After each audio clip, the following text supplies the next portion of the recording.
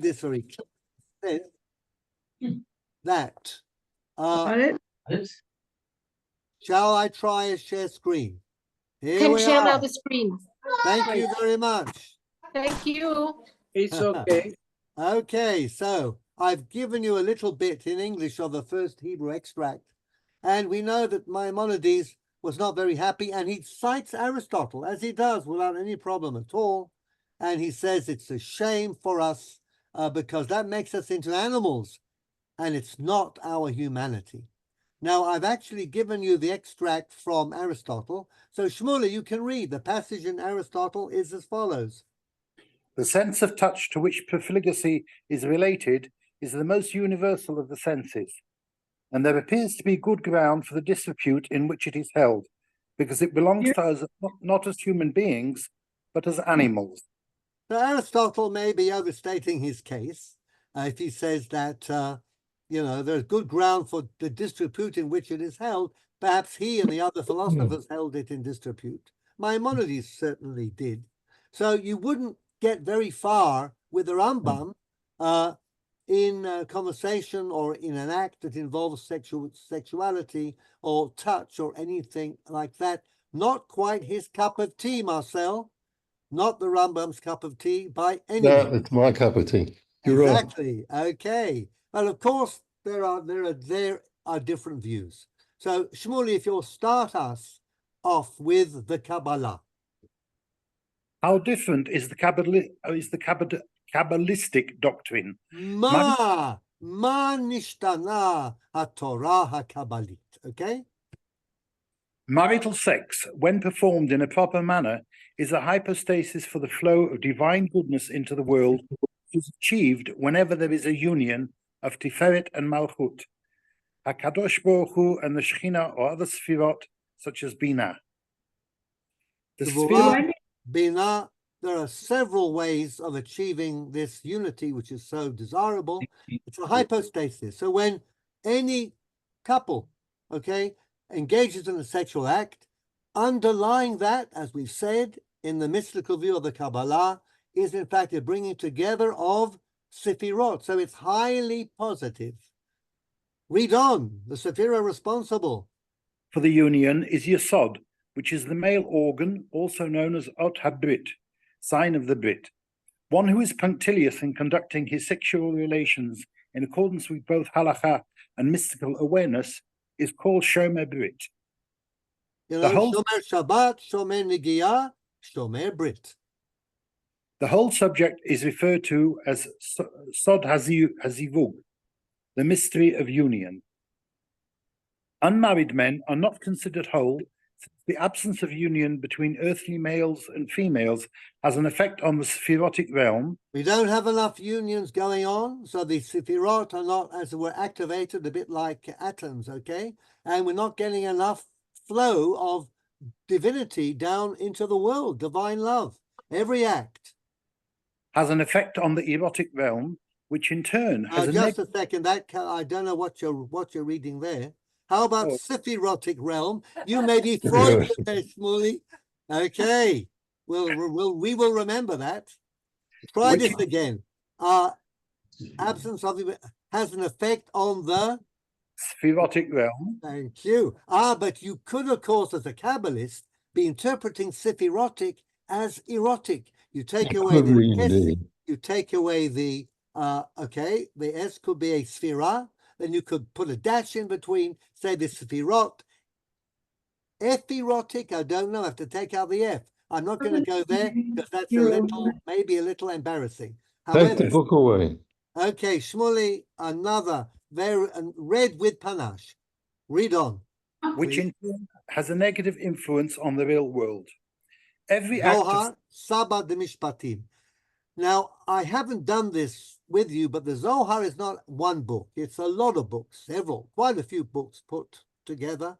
And even the Kol Zohar, which is a Perush on the Torah, is divided up. Now, two of the favorite figures in the Zohar are the Saba and the Yanuka.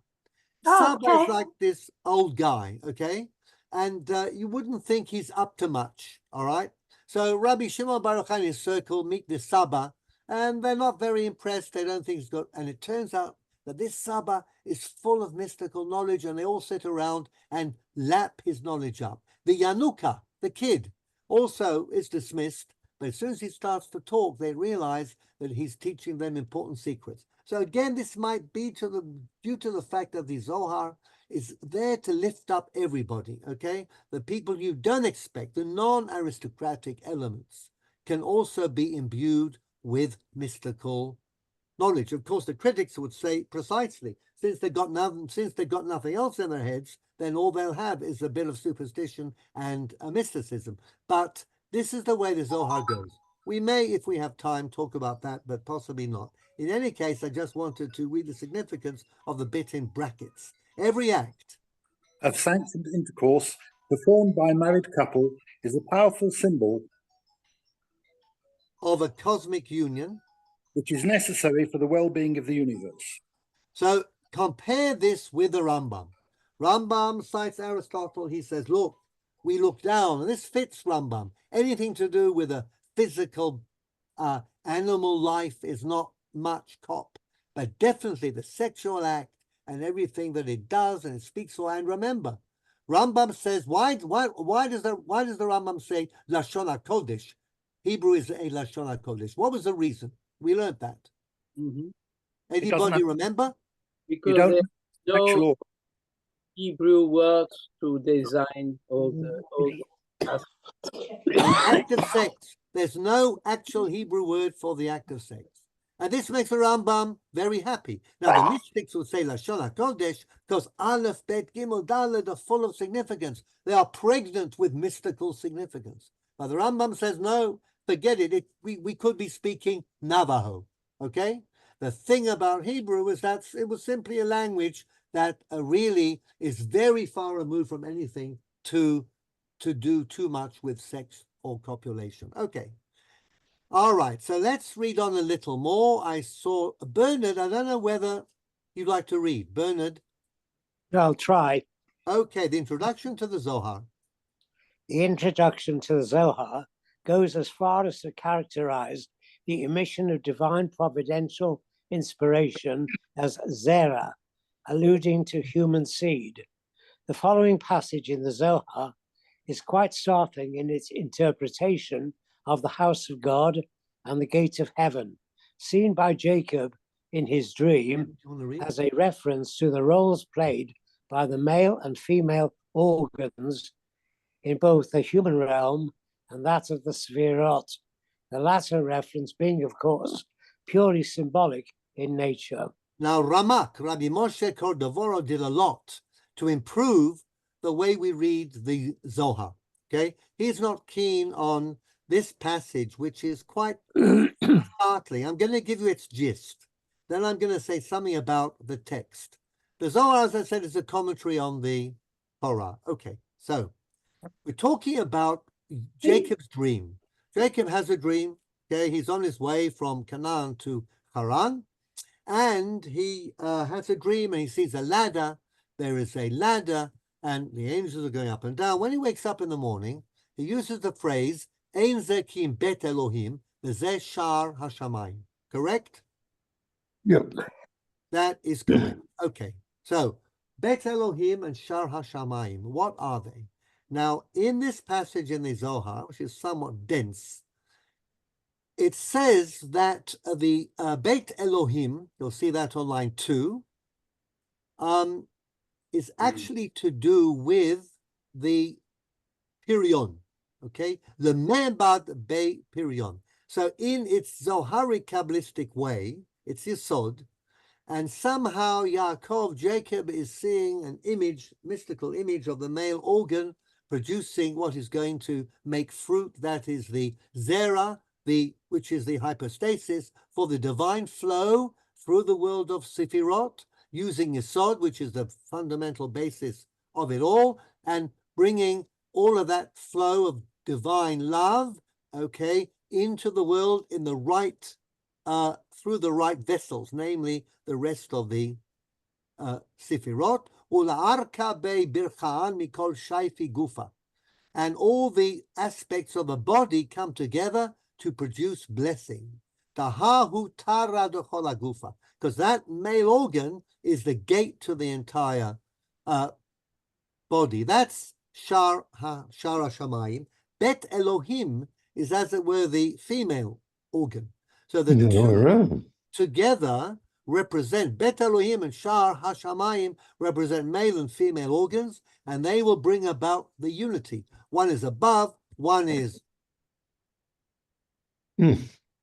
below, Shar HaShamayim, and then Beit Elohim. So Beit Elohim is below, which is the female organ. Shar HaShamayim is the male organ, which is above.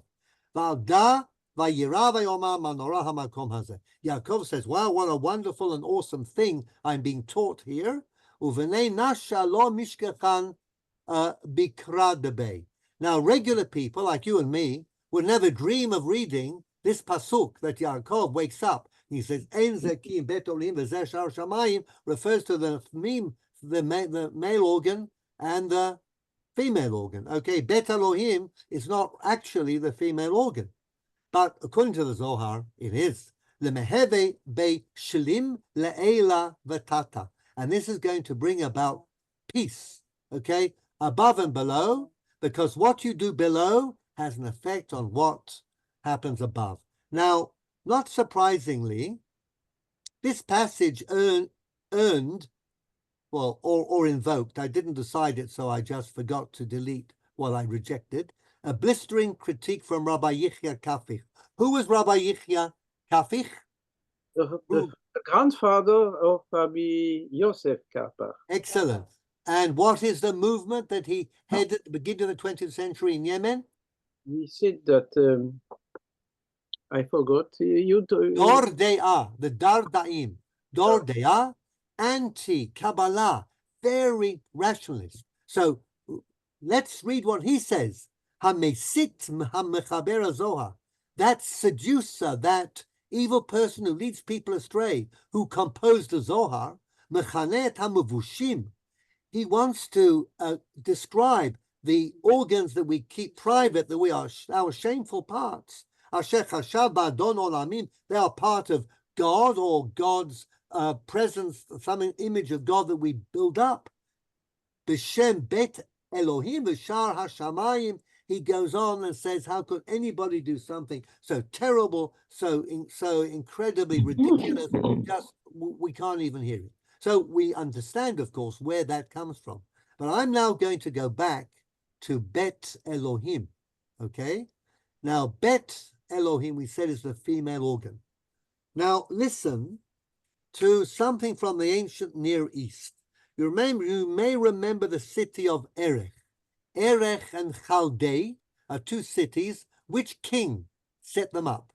Give you a clue. Begins with a Nun and ends with a Daled. Nimrod. Okay? Erech v'Chalnei. The language that they spoke in Erech is called Uruk. And in Uruk, okay, we have a document talks about the temple of Iana, who was the female god, okay? And in the temple of Iana, she was the Sumerian goddess of love, fertility, and warfare. All three, love, fertility, and warfare, tend to go together. And there are numerous temples along the Tigris and the Euphrates, okay, devoted to Inanna. You can look her up if you want. Inanna, Eana. And what does Eana or Inanna mean in Uruk? Guess. What does it say the female organ was? Beit Elohim, the house of heaven. The house of heaven in Uruk, Beit Elohim, is used to describe what went on in the temple of Eana. And what went on in the temple of Eana? Well, there was a priestess called Naditu, priestess. And what did she do? She would take a young man into her bed. Okay, he represented a shepherd called Dumuzid. I don't know how much Avodah Zarah we really need to know. And what they would do was they would engage in an act of sexual relations, which during the autumn equinox. And that, in fact, was the time at which the Zohar elsewhere talks about the fact that Bet Elohim and Shar HaShamayim get together. So in Greek, of course, what are we describing here? When there is a copulation or even a symbolic copulation between a couple on earth, which is meant to represent the union, okay, between gods and goddesses, okay? There are two words in Greek that describe this. Holy marriage. How do you say holy marriage in ancient Greek? Bernard? Hieros, Eros. gamos. Very good. Hieros gamos, of course. Hieros is holy. Hieroslima is the Greek for Jerusalem. It's the holy city. Gamos, gamete, okay, is the marriage. So hieros gamos goes back to the ancient Near East. It appears in Greek mythology. We will celebrate in a temple the marriage of Zeus and Hera in Heraion on island of Samos, okay, with everything that goes on. The hieros gamos, in fact, is also found. Anybody respond to the word Wicca? W-I-C-C-A. No. This is a question for the English. Witches. Witches. Okay. And witches, it was a movement that began in England in the 1950s, okay? And this secret society, which had the six-sided star as its symbol, mystical society, men and women, the priests and the priestesses would, they say, actually have real sex or symbolic sex. All of this was a continuation of the idea of hieros gamos. So Rambam uses Aristotle. There is, of course, a claim amongst the scholars that much of the Kabbalah and the Zohar and other Kabbalistic works also draw their roots from the ancient Near East, from Greece, even from the Far East, India, Tibet. And whereas the Rambam is very upfront and says Aristotle is my man, you won't find any reference in the Zohar or any Kabbalistic work to what went on in the mystical worlds around where Jews lived and operated. It's possible. And I would just add, of course, that I'm not presenting as an academic here. It's not my field, okay? But I am presenting as someone who knows enough to say that the fact that you might find an origin for something Jewish in something that's not Jewish doesn't frighten me. And just as the Rambam used Aristotle and Plato and Al-Farabi, but he's reading and writing as a Jew. So the Kabbalists may have picked up ideas here and there, but it doesn't matter. When they come together, it's as a Jew.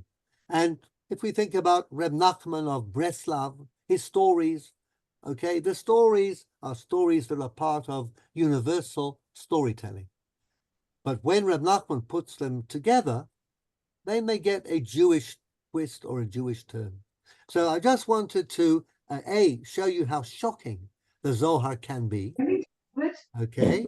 B, I want to take that phrase, Beit Elohim, and show you where it could be traced to. So it's not a shocking fact as it was if you're in that mystical world and you are a aficionado of hieros gamos, worthwhile looking it up and seeing the various forms it took. As I said, the Wicca movement in England is exactly that, okay? And it's a secret society. Of course, it did have a little bit of a problem when gender fluidity crept in and there were no longer clear divisions between males and females, because how do you do a hieros gamos with two men or two women? But let's leave those esoteric problems for the Wicca, okay? The witches and the wizards, they will have to sort this out clearly in the brave new world or not that we face. I also wanted to talk about Rabbi Yichya Kafich, and part of what put off many good, learned, and discriminating about Zohar and Kabbalah in general is this very basic foundation in something that's clearly not really tsanua. Okay, you wouldn't want to talk about this, okay, with your local Orthodox rabbi. But it turns out that this is a very important aspect of the Zohar. It also, of course, does make what normal human beings do a highly holy act. Okay, this is Kedusha. And therefore, I'm going to read from the Igeret HaKodesh. It's a text that's, again, variously attributed. It could be Ramban, and that's how it's presented. But Moshe Idel thinks it's Rabbi Yosef Jikatila. Others think it's Rabbi Yosef of Shushan, or Rabbi Ezra of Gerona, the brother of Rabbi Azriel of Gerona, talking about the famous circle of Gerona Kabbalists, okay, who taught Ramban and who passed on the Kabbalah to generations of Kabbalists afterwards. So it's worthwhile reading this. We'll see how we go. No. Ki chibur zeh, the union between a male and a female, who inyan kadosh, is holy, v'naki and clean, kishiyad davar kefi ma shera'ui, uvazman harui, if it's done properly, if it's the right time, uvachavana hanachona, with the right intention. Nobody should think that the act of sex in its proper context is disgraceful or ugly. What do we call in the Torah sex? Adam yada et chava yidia, v'hamelech lo yidaa. In relation to whom? Avishag, exactly. As David said, David Avishag ha-shulamit. Yidia olechinam nikraka. And the word is not used just like that, okay? Vayeda Elkanah et Chana ishto. Elkanah knew. Again, it's part of Lashon HaKodesh, okay? We don't actually say. We don't have a word. But zeu sod tipat hazera kishehi nimshechet mimakom ha'kedusha uvetara nimshechet hadea ha'chokhmah v'habina v'hu hamoach. Now, there was a belief in the past, Brian Glenville, you may know, that sperm were manufactured in the brain. And that's from where they came. So this yidiyah also has a biological foundation. It's in the past, okay? But that was a belief. Just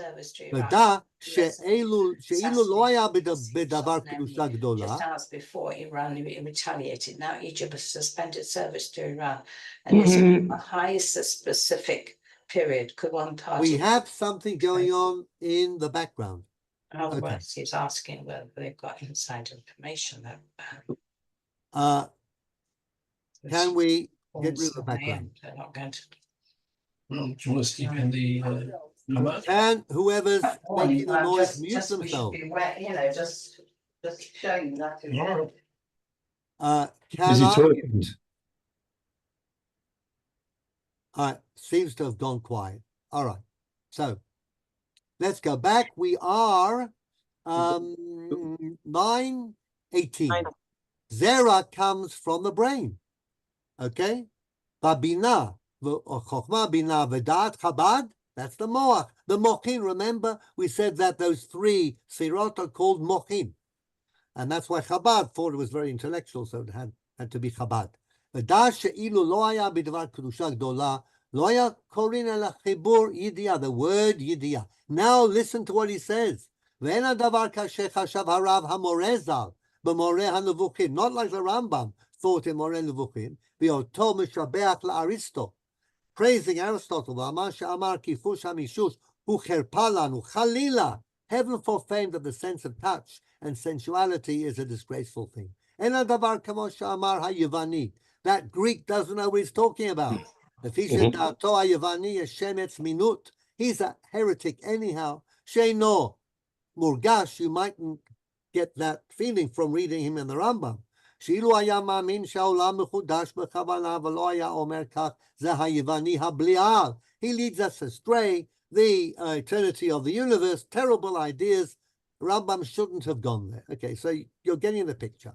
אבל כל בעלי התורה מאמינים שהשם יתברך ברא את הכל כפי מה שגזרה חוכמתו. ולא ברא דבר שיהיה גנאי או כיעור. Nothing that God has created is a disgrace or is an ugly thing.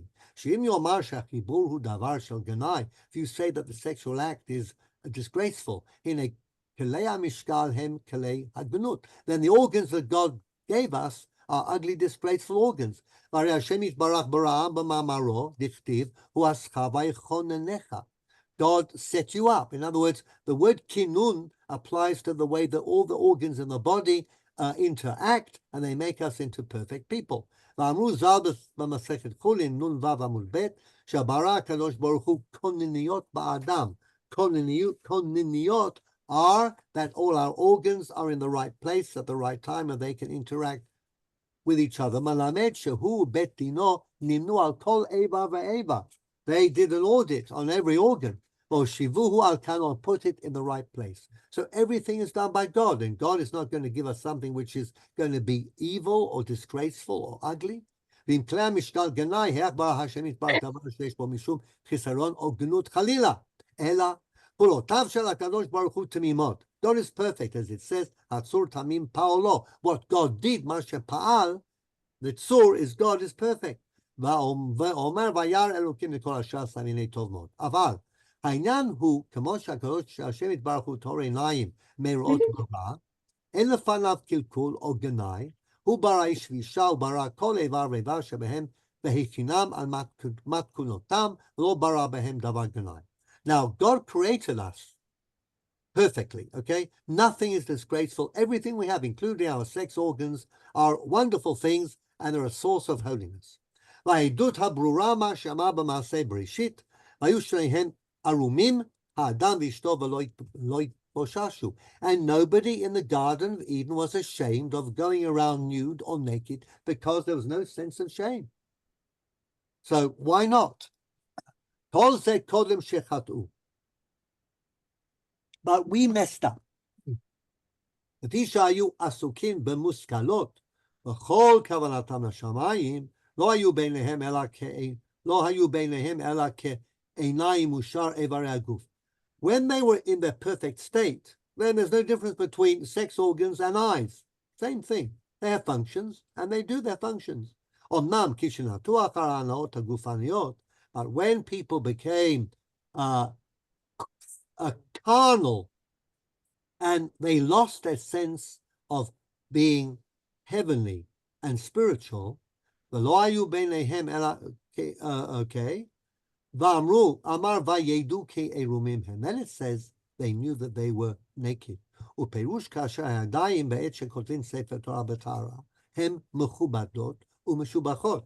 Then the Baal Igeret HaKodesh has a nice simile. He says, when your hands write a sefer Torah, then they're holy and they're wonderful.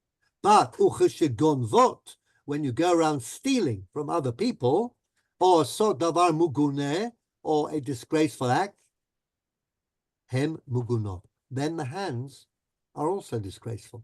כך הם כלי המשקל לאדם ולאשתו קודם שחטאו. כמו שיש בכל איבר ואיבר מהאיברים, מהלל ושבח בעשות הטוב וגנאי בעשות הרע. So when we use them well, it's good. When we use them badly, it's bad. כך היה לאדם הראשון בכלי המשקל. נמצא כי הקדוש ברוך הוא כל דרכיו משפט וטהרה ונקיות. ונמצא כי כולו מצד פעולת האדם. We are responsible for what has happened in our psyche and in our approach to sex. על זה אמר שלמה המלך עליו השלום, לבד רע זה, ראה זה מצאתי אשר עשה אלוהים את האדם ישר, והמה ביקשו חשבונות רבים. God created us straight, perfect. We, through our bad instincts and our bad drives and the way we pervert ourselves, we've caused the evil. כלומר, אין בכל איברי האדם מצד הבריאה דבר קלקול או כיעור, כי כל בחוכמה עליונית דבר מתוקן וטוב ונאה. And when used properly, we achieve holiness. It's called Igeret HaKodesh, the holiness that comes out of a union in this world that has an effect on the union in the sephirotic world, Shmuley, and that in turn makes the whole world a better place. But if we don't, then we destroy the harmony above, and we therefore bring disharmony into our world. אבל האדם בהיות שכר מביא כיור בדברים שאין בהם כיור מתחילה. And what was originally pure and clean now become sullied and dirtied. הבן זה מאוד, understand this well. הנה סוד הידיעה שאני רומז לך הוא סוד היות האדם כלול בסוד חוכמה ותבונה ודעת. חב"ד חוכמה בינה ודעת, כי האדם הוא סוד החוכמה, האישה סוד התבונה. Now he elaborates. He says the man is the sod ha-chokhmah, woman is the sod ha-bina. Man accumulates a lot of knowledge. Women know how to use it. V'chibur ha-tahor hu sod ha-da'at. When you get them together, that's called da'at. So the act of sexual intercourse brings together chokhmah and bina, and we need that in this world because our relationships need to work well, and we often go along the lines of chokhmah. And our wives correct us with a large amount of bina. But chokhmah and bina are the sephirotic realms of the top three. Okay, if we take Keter out, then we're producing union where it's really very important. This is the inner Kabbalistic meaning.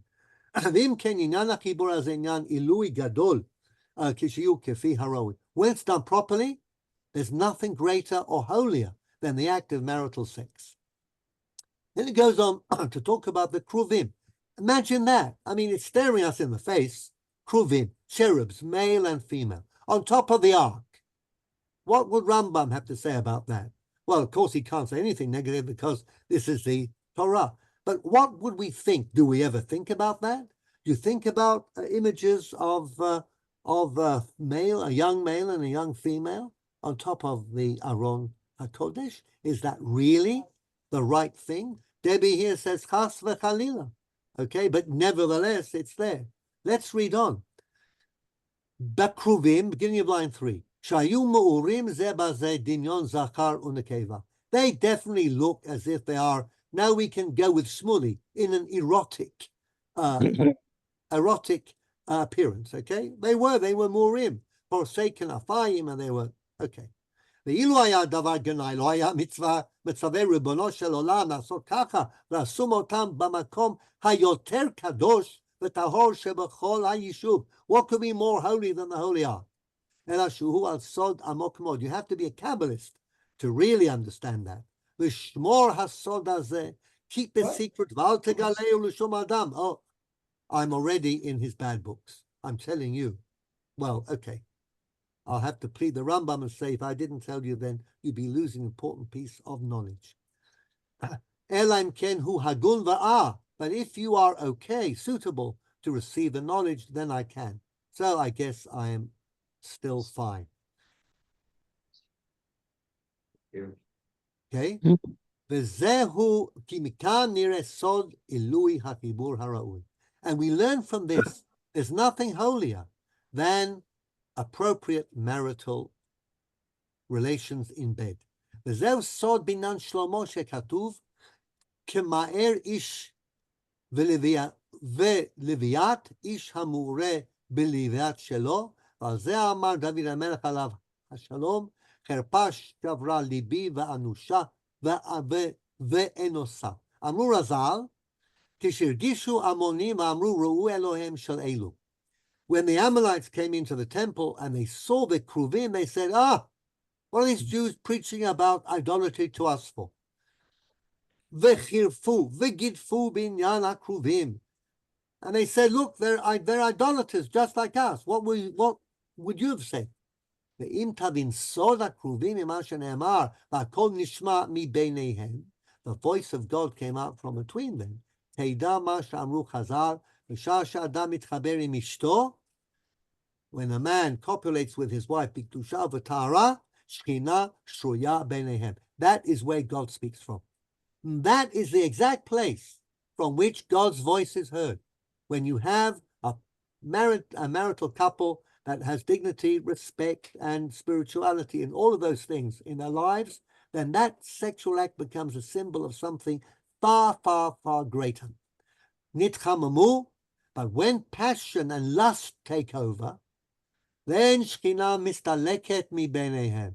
Then the Shekhinah disappears. V'yishayer esh ve'esh.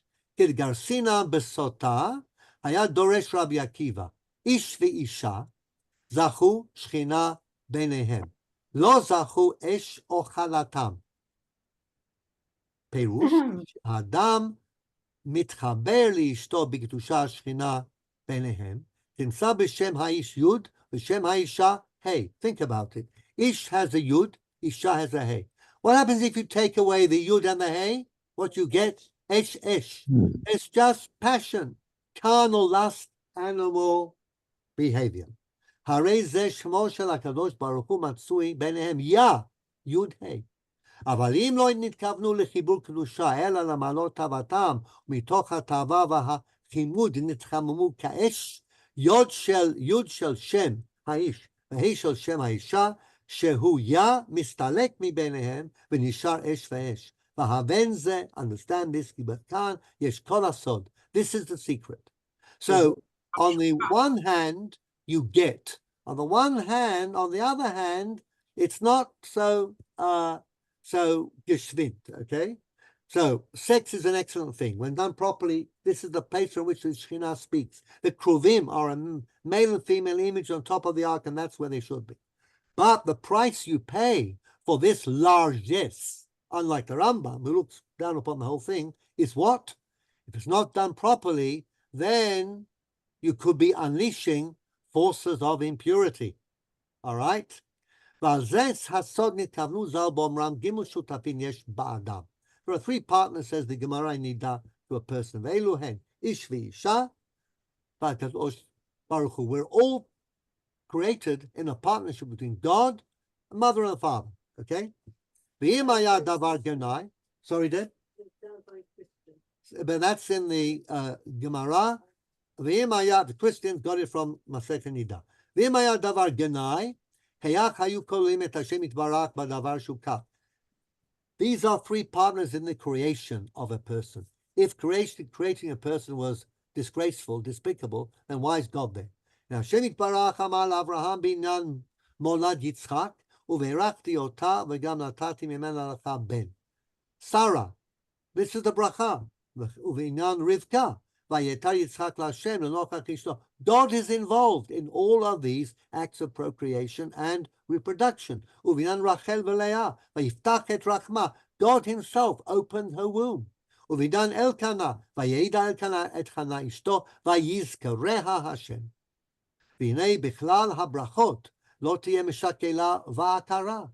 says, I'll bless you and I'll look after your fertility.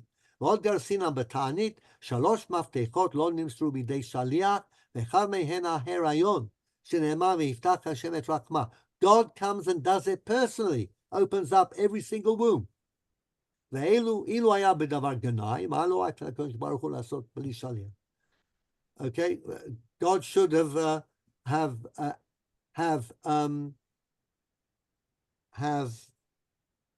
given this task over. He should have delegated pregnancy to some minor angel.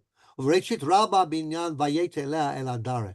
get to Judah now. What did Judah do? With whom did he? Tamar. Was that clean? Was that an appropriate? Vayachshaveha lezonah. So on the face of it, we'll see that this act of copulation could have nothing redeeming about it at all. But there we are. Let's see what the Geret HaKodesh says. Bikesh Yehuda lavor. Yehuda wanted to pass on. He didn't want to stop. She's a zonah. What's he doing? What does he think he's doing? Ramaz HaKadosh Baruch Hu lamalach hamumuneh ala tava. So God spoke. Now, I don't know, Brian, you will correct me if you're still there. He spoke to his hypothalamus and said, make him desire. Okay?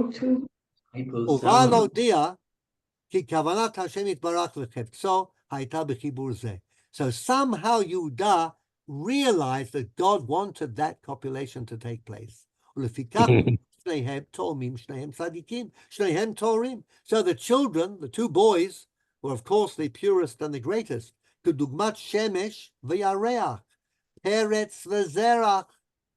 Play with Zerach, you get Yareach. Peretz is of course Poretz, Pirtzai is like the Shemesh that breaks out in the morning.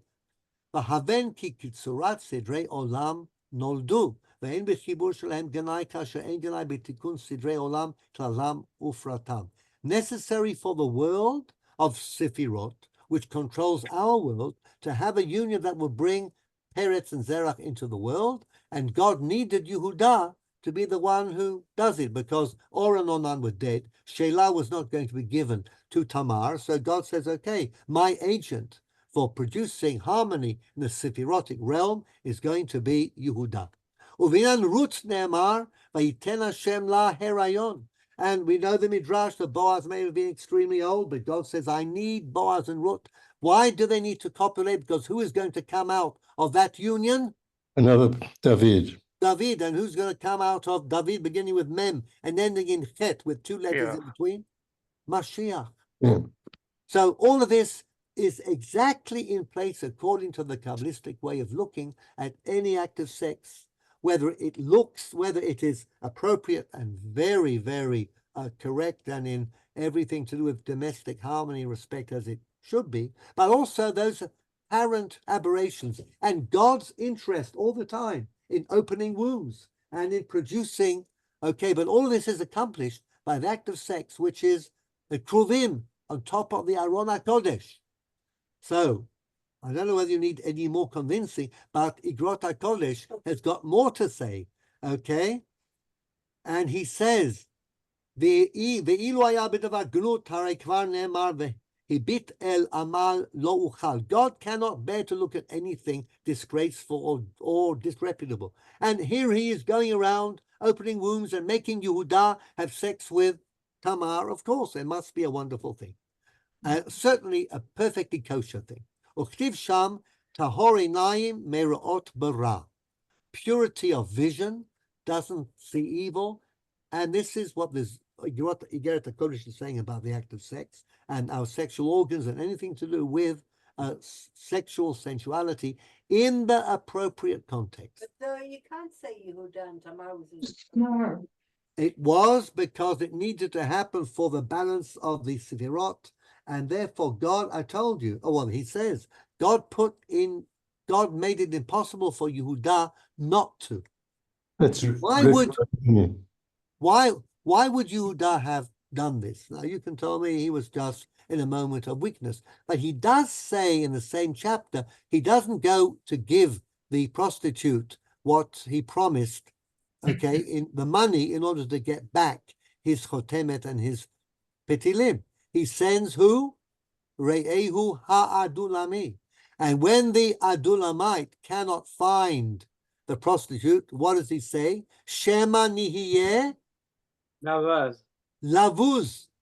Will be put to shame. People will say, look, Yehudah, a Nasi Elohim, he had a dalliance with a plain prostitute. So now, of course, you could say, from a cynical point of view, well, great people, males, can risk everything for the sake of a bit of sexual gratification, and then they're ashamed and they regret. But this is the Kabbalistic approach to what happens. Yehudah and Tamar are great people, tzaddik and a tzaddiket. They had to come together. By the way, this, of course, this type of approach explains what happens later with Chacham Tzvi and with the other pseudo-Kabbalists and messiahs who say we should have a sexual relation with a certain woman because in the Sephirotic realm we need to be together. It happens today. All those cases of sexual abuse by the Baba this and the Baba that, okay? All of these, somehow, so it can be easily perverted. And there is a price to pay, which will bring me on to seed spilling, Hashchatat Zera, which I think I'm going to probably only get to next time, because we are going to finish the Igeret HaKodesh. It's a very powerful work, and I think it opens up a whole world in terms of how we are to approach sex and union between male and female. So let's continue, okay? ואם כן, נמצאו דברי היווני הבליעל הבלים בטלים. Line 26. Who is the Yivani Hablial? Aristo. Aristotle. Aristotle. So what Aristotle said is vain, it's useless, pay no attention. Sex, proper sex, is the best thing. Okay? So forget about Aristotle and Rambam, although he doesn't say so, of course. He blames Rambam for being led astray by Aristotle. והוא כשיהיה חיבור לשם שמיים, אין דבר קדוש ונקי למעלה הימנו. When done for the sake of heaven, nothing is more pure or more holy than marital sex. ולפיכך נאמר בחיבור הצדיקים, בטרם את צרך ובטן ידעתיך. Of whom is this said? You only need to read. Yirmiyahu. What did God say to Yirmiyahu in the first chapter? B'terem et tzaracha v'beten, before you were formed in your mother's stomach, yedaticha, I knew you. Now that again is very, coming back to Shmuli, erotic, okay?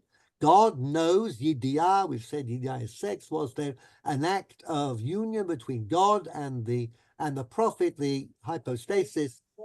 It's all there, okay? It's all there if you want to see it.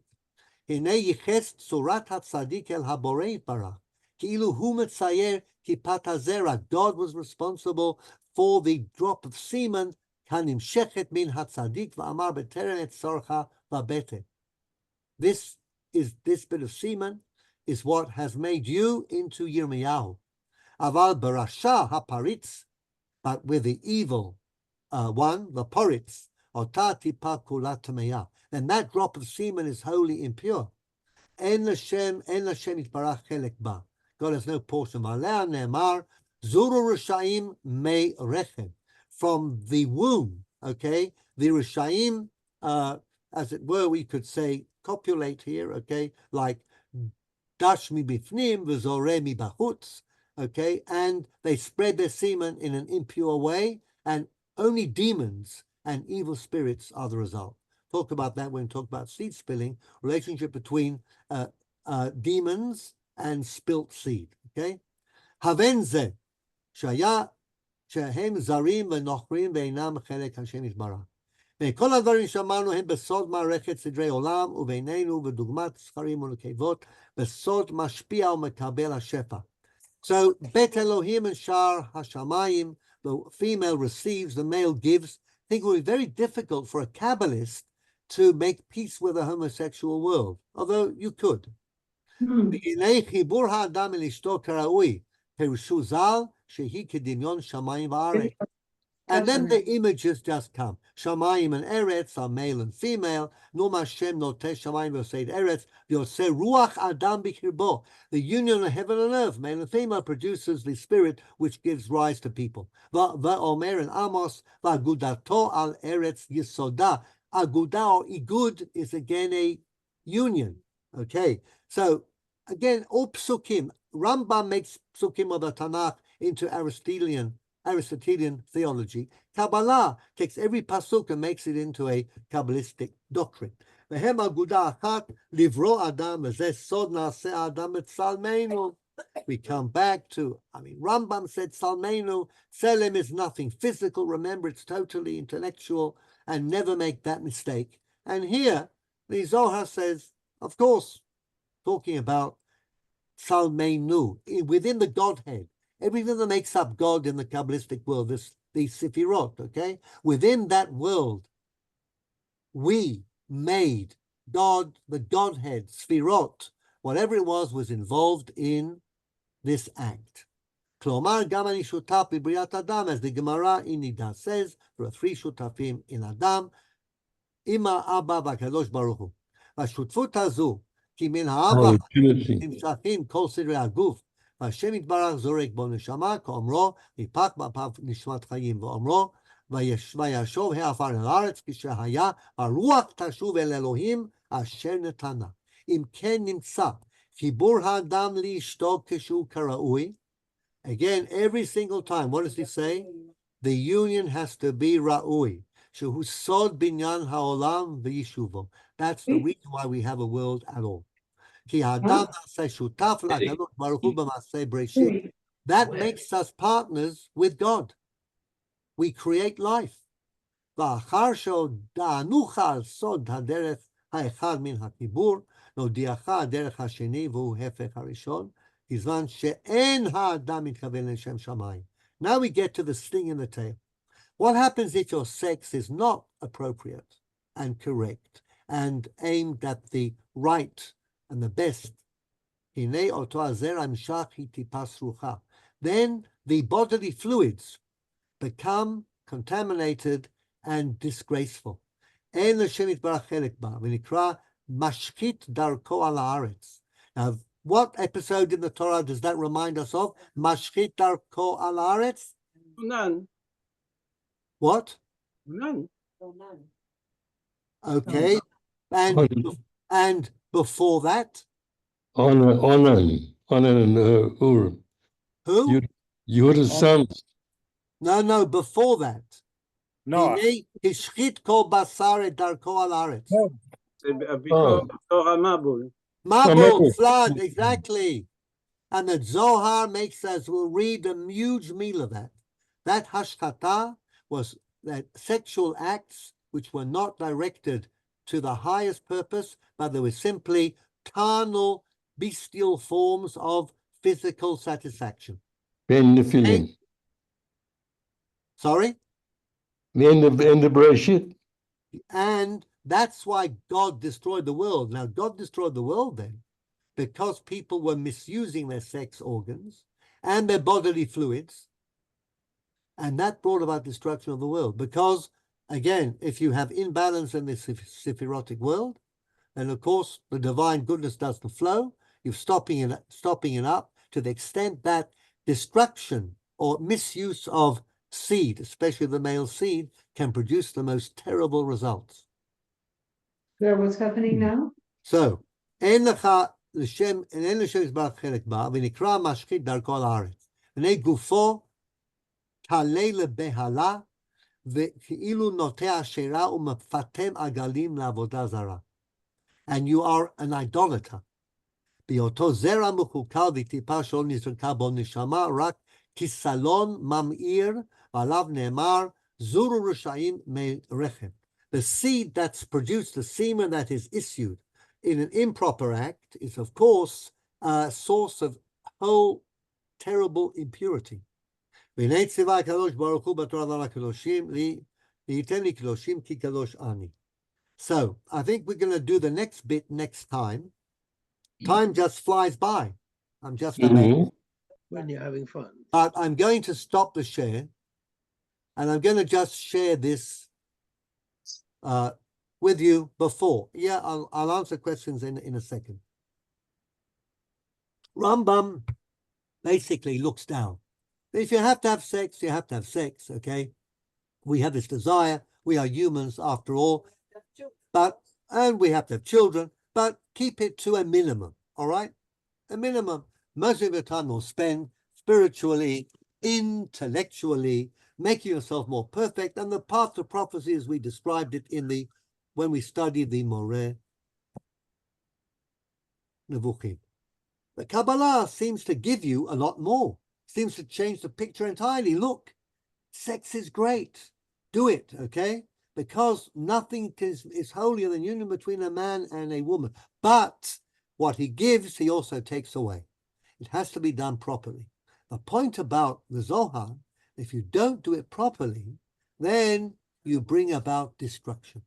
So we can now segue into a world in which sperm, semen that's not properly used, say that doesn't go into the Bet Elohim, into the female organ, then it is going to create demons.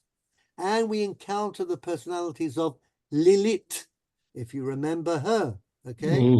And what she does, and those evil spirits and the demons that are created from all of those spits of semen that didn't go where they ought to have gone, which is the lowest level of the correctness of doing the act of sex. I'm not even talking about the intention or the way we prepare ourselves, okay? So here you have to pay the price. On the one hand, if you're a Maimonidean, you probably won't worry too much. Bit of semen goes here, a bit of semen goes there. Okay, it's all part of this concession to your physicality. Okay, but if you're a Kabbalist, then you're of course going to make out of the sex act something very holy, and you can do it a lot, and you don't need to feel any semblance of shame. Nothing could be better. God speaks, the Shekhinah speaks out of, as it were, the copulation of a man and a woman, but there is a catch here. You have to have correct behavior, correct intention, and that is why, because of the Zohar, not because of the Rambam. We'll talk about this next time, Hashkatat Zera, this whole issue about spilling of seed, okay, becomes important because of Kabbalah, not because of Halacha. That's what I'm going to try and show you next week, that this, and it is pervasive in Orthodox Judaism, in Hasidic life, even in yeshiva life. There is a very strong concern about the issue of Hashkatat Zera, especially for young adolescent males who no longer get married when they're 13 or 14, but put marriage off until they're 18, 19, 20 plus. Then there is a problem here, a problem that's being recognized for a start. And from a Kabbalistic perspective, then you are in great danger. So you can either live unsensually with Maimonides, but free of the obsession of seed spilling, or you can go with the ecstasy of the Kabbalah, but the price you pay is the obsession with seed spilling. So I say, choose your theology, give it some thought, and sometimes what seems to be the more attractive option may in fact be less so. Now, I'm not going to go into too great detail next week because I could do the so-called takonis of Gur, Gerach Hasidim, and try to explain that to you, why they do what they do or they don't do what they don't do. I'm not going to, because all this would, I don't know, take us into all sorts of things that you might want to explore yourselves. I don't mean in bed, but I mean in terms of the literature and what is actually done. But it is a bit of a tango here, okay? So that's why I say, choose carefully your Judaic sex, ethic, and ethos. Okay, are there any questions? There were two. Jean had his hand up, but we'll start with Yonat. Yes, Yonat. To ask what would the Kabbalah say about artificial insemination? All that we are excellent doing question. today. Excellent question. I was going to, now that you raised it, I am going to give you something next week.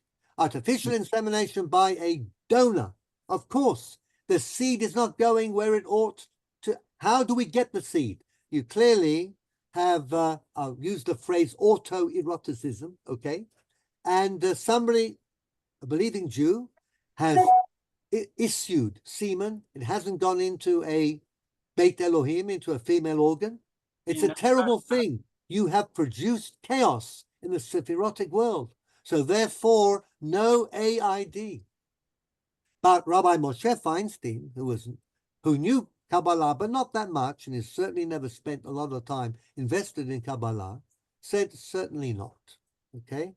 And that's why those who follow strict halakha, perhaps they're Maimonideans, will say, if we are going to either produce semen for purposes of fertilizing an egg or even having a male fertility test, a couple hasn't had children, they want to know why. It often there is a knee-jerk reaction to say the woman isn't working properly, but in more than one case, it's the man. So you have to have a test. You have to somehow. 50% today. Sorry, you're not? 50% today, the cause of the 50%. men. There we are. It's males, and we've had a decrease in male fertility, Brian, I think in the last 20 years, a serious decline. So, so the literature says. So we need to be tested. It's Rabbi Feinstein has said it's for a good purpose. You want to find out, so go ahead. Okay, you don't do it just in order to satisfy your bodily desires. And it is exactly in that area of artificial insemination by a donor in relation to assisted reproduction that Kabbalah can be a major damper, and Hasidim and people who say they're Kabbalists have a major problem with that. But even they are finding ways, okay, It could be how to get the semen out. There are different ways of doing it. The less direct way you're not, the better. In other words, all this is in flux, if I can use that word, okay? But definitely that is a major issue that might turn you off the Kabbalah when it comes to assisted reproduction. Jean, did you have a comment? It just sounds like their epididymis is caught up with their cerebral cortex. Thank you, Brian. Okay, we'll put you on record together with Shmuley and his eroticism, the erotic realm. Okay, and we'll say that yes, we do have that connection. Now, was I correct in saying that historically speaking, semen originated from the brain? Are you aware of that view? Historically? No? Okay. From in the distant past, one of the theories about where semen comes from was the brain.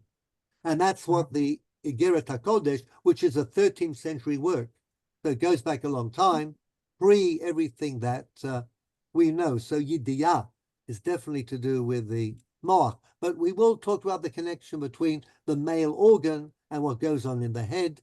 And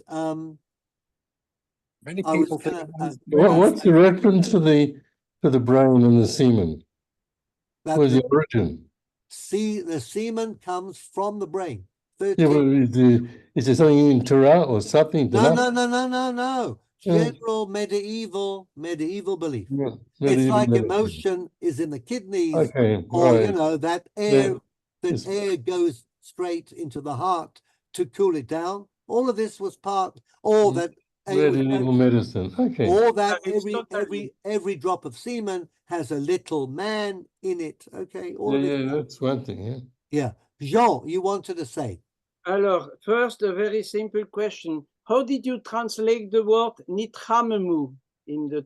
I said, if you become cham with passion, you don't control yourself. You're just doing it, and you're doing it because this is not good. That's not good, because that's Eish. That is that drasha, okay, the Rabbi Akiva, that Ish v'Isha, Hey of the Isha, Yud of the Ish. When they come together as an Ish and Isha, and they're not Pashut mechumamim, like chamumei moach, too hot. Okay, we're just trying to, get our passions out, our lust out. Then you lose the ya, and you're left with eish. Two people who are coming together in fire, and we know that if you come together purely as a matter of passion, that relationship, not only in Kabbalistic terms, but in psychological terms, all that connects a couple is sex. They're not likely to have a long-lasting, stable marriage. Are they, Ian Taylor? The Kerubim. Donc, the text says that one was male and the other was Nekeva.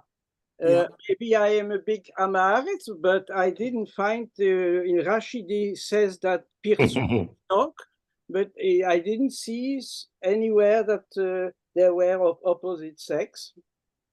Who? The sexless. The Kruvim. Sure they are. Show me where it's... It doesn't say so in the Torah, but it certainly says so in the Gemara and in many other sources. I suggest that you check even in Wikipedia. I know that we're meant to be above that, but Rabbi Google often has the answer. If you look under Kruvim, It's definitely there. Certainly in the Gemarot that talk about the Goyim, the Akum, coming into the Beit HaMikdash, seeing the Kruvim, it is a Zachar and a Nekeva. And last point, you Yeah. spoke about the Gerer Hasidim. Yeah. I never understood any wife of a Gerer Hasidic can get a get. It's a Pushet Shulchan Aruch.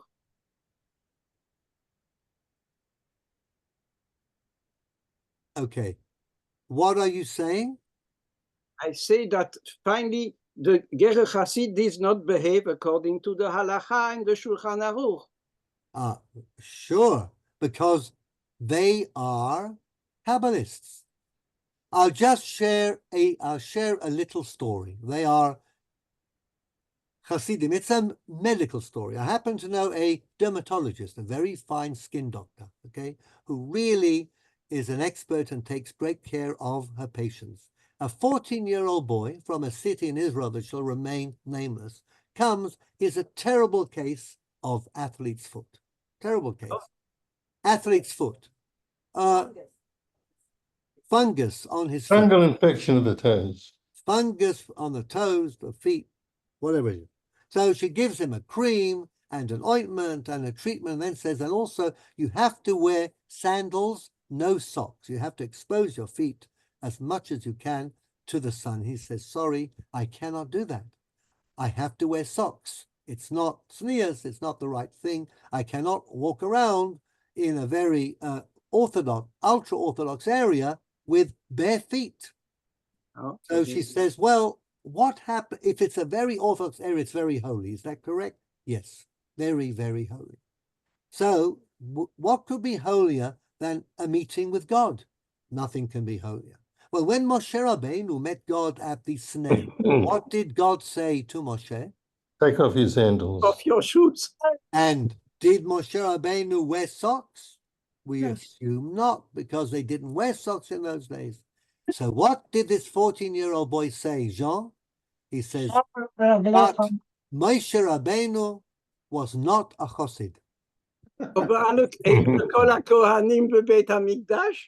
So if Moshe Rabbeinu isn't a chassid, what are you going to do about the Gera Hasidim? I'm talking about their takunas, actually, which are very strict in relation to sex and make life extremely difficult, okay? But anyhow, so we are at the crossroads. We're going to next week look at the negative side, how the Kabbalah has, in fact, created an obsession with seed spilling, and many of us have gone along with that, okay? I'm just going to throw out one hint.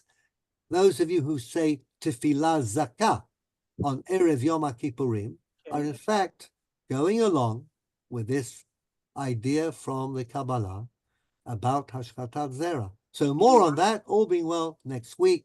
Same channel, same time, and I will bid everybody a very good evening. As we always say now in these stressful times, Besorot Tovot, okay? And everybody should be well. Bye for now. Right. Bye. Bye. Bye. Well, Okay. I thought this was